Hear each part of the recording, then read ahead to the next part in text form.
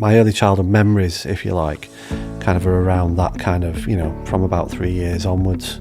Obviously, me and my brother we had a dad that was Indonesian, and from an Asian background. Yeah. So we were kind of had darker skin to the other kids. My early years were quite difficult.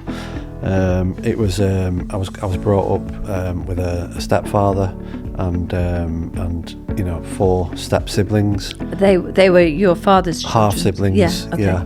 And obviously, that didn't go particularly well. Quite quickly, social services became involved. Oh dear. And due to the behaviour of my stepfather, he was kind of far right, but at the time kind of a neo-Nazi kind of character. He physically abused me. He broke my arm when I was 3. He broke your arm? Broke my arm, yeah. And I do kind of vaguely remember passing him a newspaper, and that's when social care became involved. They found that he'd actually been sexually abusing my sister.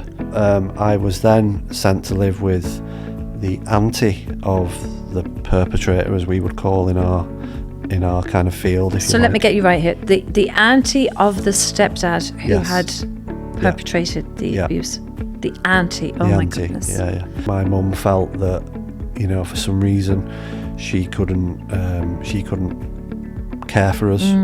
So me and my brother were put up for adoption. So just the two of you, the others were just kept? The 2 of us, yeah. Right. Yeah, just the 2 of us, yeah. So you already had separation from your siblings at this stage?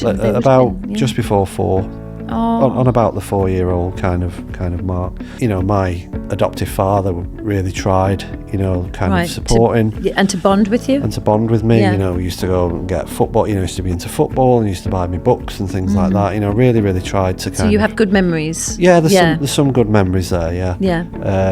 But it was quite a kind of, again, quite an aggressive at times household. I had a foster mum, if you like, that was never physically tactile, or never said, I love you and any of that stuff.